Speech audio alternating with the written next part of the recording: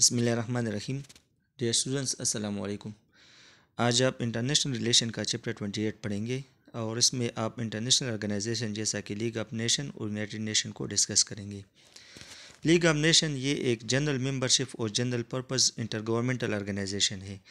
General membership کا مطلب یہ ہے کہ اس میں کئی ممالک وہ رکن ہو سکتے تھے اور تھے بھی، اور اس کے کئی مقاصد تھے. اصل میں 1914 میں پہلی جنگ عظیم شروع ہوئی اور 1918 میں اس کا اختتام ہوا. تو عالمی رہنماؤں نے یہ ادارہ قائم کیا. ان کا مقصد یہ تھا کہ یہ تباہی دوبارہ نہ ہو. تو 1919 میں اس کا قیام ہوا اور اس کے 3 مقاصد تھے. ایک کہ جنگ نہ ہو، دوسرا یہ کہ تنازعات کا پرامن طریقے سے حل ہو، اور تیسرا یہ کہ ہم عالمی فلاح و بہبود کو فروغ دیں. اب ہم جنگوں کو کس طرح روک سکتے ہیں؟ Through collective security. Collective security کا مطلب یہ ہے کہ اگر ایک ملک دوسرے ملک پر حملہ کرے اور اس کو قبضہ کرنے کی کوشش کرے یا ویسے حملہ کرے، تو ایگریسر کے خلاف ہم اکٹھے ہوں گے اور اس کو روکیں گے. تو اس خوف کی وجہ سے کوئی ملک دوسرے ملک پر حملہ نہیں کرے گا. یہ ایک چیز تو یہ ہو گئی. دوسری بات یہ ہے کہ تنازعات کا ہم حل نکالیں گے تھرو نیگوشیشن اینڈ ڈپلومیسی، مذاکرات، بات چیت اور سفارتکاری کے ذریعے سے. جنگ کی بجائے ہم بات چیت اور سفارتکاری کے ذریعے سے مسائل کو حل کریں گے. تیسرا یہ ہے کہ ہم عالمی فلاح و بہبود کو فروغ دیں گے. ان مقاصد کے لیے یہ ادارہ قائم ہوا اور یہ بہت بڑے مقاصد تھے، لیکن اس کے باوجود یہ ناکام ہوا.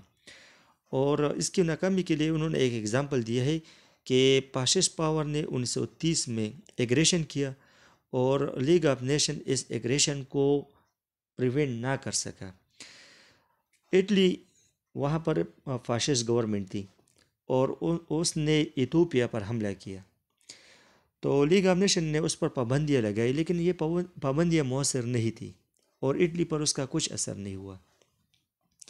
اس کا فائدہ اٹھاتے ہوئے جرمنی نے آسٹریا پر حملہ کیا اور اس کو اینیکس کیا، قبضہ کیا. اور اس طرح جاپان نے چائنا پر حملہ کیا اور مچوری علاقہ اس سے قبضہ کیا.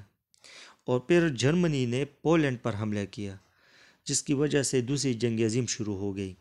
تو یہ ادارہ ناکام ہوا تھا.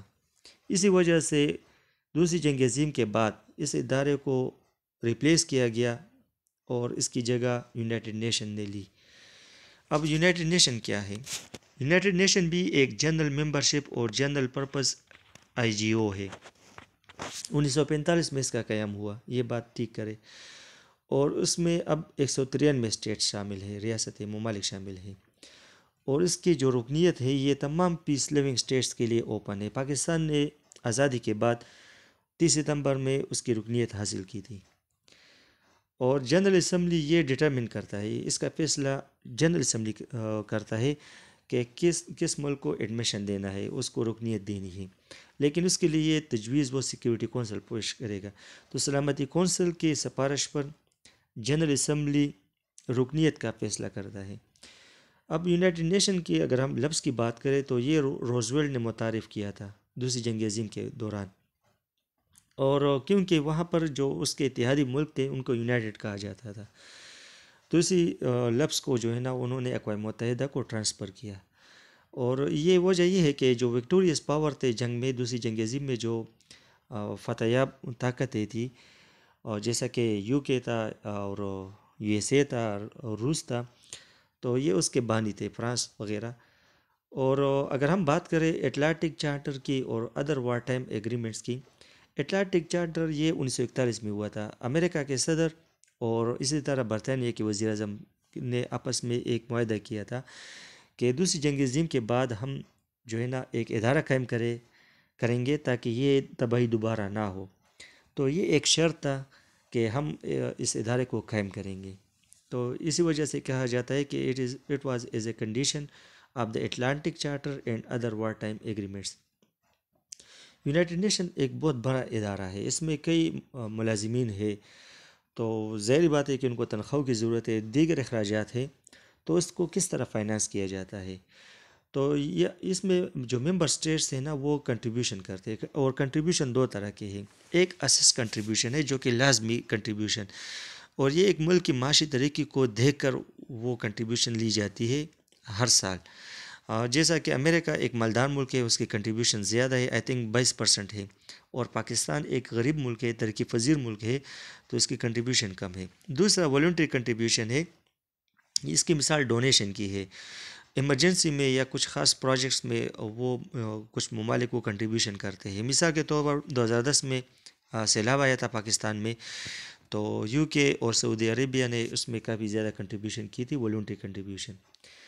اس کا جو پرنسپل آرگن ہے وہ جنرل اسمبلی ہے، اور اس میں تمام ممبر اسٹیٹس کے ریپرزنٹیٹیو شامل ہے، نمائندے شامل ہیں، پاکستان تمام ممالک کے 193 ممالک کے۔ اس کے بعد اگر ہم اس کی موسٹ پاورفل آرگن کی بات کریں تو وہ سلامتی کونسل ہے، اور یہ موسٹ پاورفل اسی وجہ سے ہے کہ قرارداد یہ منظور کرتا ہے، اسی طرح پابندیاں بھی سلامتی کونسل لگاتا ہے، اس کا فیصلہ کرتا ہے، اور اس میں 5 جو ویٹو پاور ہے وہ موجود ہے، چائنا، روس، اور اسی طرح امریکہ، یو کے اور فرانس۔ 10 غیر مستقل ارکان ہیں، اور وہ اس کو نان ویٹو پاور کہتے ہیں، وہ بھی سیکیورٹی کونسل میں اپوائنٹ کیے جاتے ہیں، لیکن اس کی اپوائنٹمنٹ وہ جنرل اسمبلی کرتی ہے۔ Criticism of the U N پر کچھ تنقیدیں بھی کی جاتی ہیں۔ ایک تو اس کا پلس پوائنٹ یہ ہے کہ یہ پلیٹ فارم پرووائڈ کرتا ہے، جس کی وجہ سے گلوبل سیکیورٹی کنسرنس کو وہاں پر ڈسکس کیا جاتا ہے، اسرائیل اور فلسطین ایشو کو ڈسکس کیا گیا، اور اسی طرح عالمی ترقیات، عالمی جو ڈیولپمنٹس ہے ان کو ہائی لائٹ کیا جاتا ہے، انوائرمنٹل ایشوز کو، نیڈس کو ہائی لائٹ کیا جاتا ہے، کیونکہ کلائمیٹ چینج کا مسئلہ ہے اور گلوبل وارمنگ کا، جس کی وجہ سے کئی ممالک، خصوصاً غریب ممالک، اس سے متاثر ہوتے ہیں، تو وہاں پر یہ چیزیں ڈسکس کی جاتی ہیں۔ ان پر جو الزامات ہیں وہ یہ ہے کہ ایک یہ ہے کہ یونائٹڈ نیشن کی یہ کوشش بڑھ رہی ہے کہ وہ نیشنل ساورنٹی کو یوسرپ کرتا ہے، یعنی جو قومی ملک کی خود مختاری ہے اس کو پامال کرتا ہے۔ مثال کے طور پر پاکستان دہشت گردی کو ختم کرنا چاہتا ہے، اس کی سرکوب بھی کرنا چاہتا ہے، لیکن اقوام متحدہ اس پر تنقید کرتا ہے کہ آپ ہیومن رائٹس کو وائلیٹ کرتے ہیں۔ تو اس پر یہ تنقید ہے کہ یونائٹڈ نیشن جو ہے نا وہ نیشنل ساورنٹی کو یوسرپ کرنا چاہتا ہے، اور دوسری طرف اس پر یہ تنقید بھی کی جاتی ہے کہ یہ اس کے پاس اتنا پاور نہیں ہے کہ وہ نیشنل ساورنٹی کو اوور رائڈ کرے۔ مثال کے طور پر اگر ہم اسرائیل کی بات کریں تو مظلوم فلسطینیوں پر وہ ظلم کے پہاڑ ڈھا رہا ہے، تو اب کیا کرنا چاہیے؟ یونائٹڈ نیشن کو اس پر پابندیاں لگانی چاہیے، اس کو مجبور کرنا چاہیے، اور دیگر ممالک کو وہ موٹیویٹ کرے کہ وہ اسرائیل پر حملہ کرے، اس کو روک لے، مگر یونائٹڈ نیشن یہاں پر بے بس ہے، تو یہ اس پر تنقید ہے۔ اور اگر ہم یہ کہہ سکیں کہ یونائٹڈ نیشن خود اپنے قراردادوں پر عمل نہیں کروا سکتا، فلسطین کے حوالے سے اور کشمیر کے حوالے سے انہوں نے خود قرارداد پیش کی ہے اقوام متحدہ نے، لیکن اس پر عمل نہیں ہو رہا، تو یہ اس پر ایک تنقید ہے جو کہ ویلڈ ہے۔ بعض کا کہنا یہ بھی ہے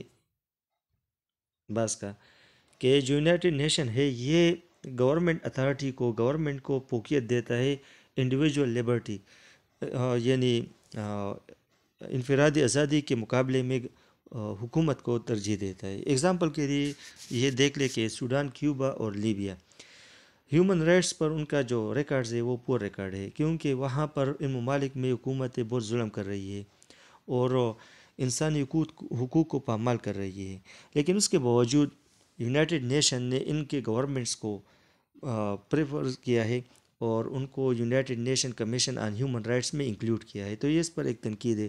اور سوڈان، کیوبا اور لیبیا کا کہنا ہے کہ جو ویسٹرن کنٹریز ہے جیسا کہ یو کے ہے، فرانس ہے، اور یہ ممالک جو ہے نا وہ تنقید نہ کرے، کیونکہ ان کا ایک ہسٹری ہے کولونیلس ایگریشن کا، کیونکہ ماضی میں انہوں نے کافی زیادہ ظلم کیے ہیں، تو ہم پر تنقید نہ کرے۔ ایک اور تنقید یہ ہے کہ یونائٹڈ نیشن میں انٹرنل انسٹیٹیوشنل فیلئر بھی ہے۔ وہ کس طرح ہے؟ آئل فار فوڈ پروگرام کو سمجھے، عراق نے کویت پر حملہ کیا 1990 کی دہائی میں، تو اقوام متحدہ نے اس پر پابندیاں لگائی، تو اس پابندیوں کا نقصان یہ تھا کہ لوگ بہت غریب ہوئے اور عراق کے عوام کو میڈیسن اور خوراک نہیں ملتی تھی، تو وہاں پر یونائٹڈ نیشن نے یہ حل نکالا کہ اس کے لیے oil for food programme introduce کیا، یعنی عراقی گورنمنٹ وہ آئل فروخت کریں گے اور اس پیسوں پر جو ہے نا وہ اپنے عوام کے لیے میڈیسن اور خوراک وہ حاصل کریں گے۔ تو یونائٹڈ اسٹیٹ نے، امریکہ نے اقوام متحدہ پر الزام لگایا کہ اس کے جو کارکن ہے وہ کرپشن کر رہے ہیں اور مس مینجمنٹ میں انوالو ہے، کیونکہ عراقی گورنمنٹ ان پیسوں کی مدد سے اسلحہ بھی ایکوائر کر رہا ہے۔ تو یہ اس پر ایک اعتراض ہے۔ کچھ اعتراض کر رہے ہیں کہ سیکیورٹی ایشوز میں بھی اقوام متحدہ ناکام ہے۔ مثال کے طور پر روانڈا میں 1991 میں وہاں پر نسل کشی کی مہم جا رہی تھی اور 8 لاکھ لوگ مارے گئے تھے، وہاں پر اقوام متحدہ بے بس تھا۔ اور اسی طرح یہ بھی کہا جاتا ہے کہ صومالیہ میں لوگ بھوک سے مر رہے تھے، کافی وہاں پر غربت تھی اور جنگ کی صورتحال تھی، تو اقوام متحدہ ناکام تھا کہ جو سٹیزن تھے ان کو خوراک نہیں ملتا تھا، کیونکہ وہ خوراک جو پہنچاتا تھا اقوام متحدہ، یہ جو مقامی جنگی سردار تھے وہ اس کو قبضہ کرتے تھے۔ اس کے ساتھ ایک اور اعتراض یہ بھی ہے کہ عرب سٹیٹس اور مسلمان سٹیٹس وہ زیادہ ہے، 57 اسلامی ملک ہے، تو اسی وجہ سے وہ اسرائیل کے خلاف قراردادیں زیادہ پیش کرتے ہیں اور اس کو پاس کروا دیتے ہیں، لیکن یہ اعتراض غلط ہے کیونکہ اسرائیل وہ ظلم کر رہا ہے۔ اور کچھ لوگوں کا کہنا بھی یہ ہے، یہ اعتراض ہے کہ اقوام متحدہ میں جو ہے نا کیا ہے کہ امیر ممالک کی اجارہ داری ہے، اور یہ بات ٹھیک بھی ہے، کیونکہ اگر ہم دیکھ لیں تو امریکہ جو ہے نا وہ بار بار سلامتی کونسل میں قراردادوں کو ویٹو کرتا ہے اسرائیل کو بچانے کے لیے، اور حالانکہ اسرائیل بہت زیادہ ظلم کر رہا ہے، تو اسرائیل کو بچانے کے لیے یو ایس جو ہے نا وہ ویٹو کا استعمال کر رہا ہے۔ اسی طرح یونائٹڈ نیشن بھی فیل ہے جب وہ اپنی ریزولوشن کو پاس کروانا چاہتا ہو، جیسا کہ یو ایس کے خلاف انہوں نے ریزولوشن پاس کیا تھا کہ آپ عراق پر حملہ نہ کریں، لیکن اس کے باوجود یو ایس اے نے عراق پر حملہ کیا تھا۔ اسی طرح کشمیر پر ریزولوشن موجود ہے، فلسطین پر، لیکن اقوام متحدہ بے بس ہیں۔ ہاں البتہ اگر ہم کمزور ممالک کی بات کریں تو وہاں پر وہ شیئر ہے اور اپنے ویکر سٹیٹس پر جو ہے نا وہ اپنا ول انفورس کر سکتا ہے۔ ان کرٹیسزم کو دیکھ لے تو ہم اسی وجہ سے لوگ کہتے ہیں، بات کرتے ہیں کہ ہمیں یونائٹڈ نیشن کو چھوڑنا چاہیے یا اس میں اصلاحات کی ضرورت ہے۔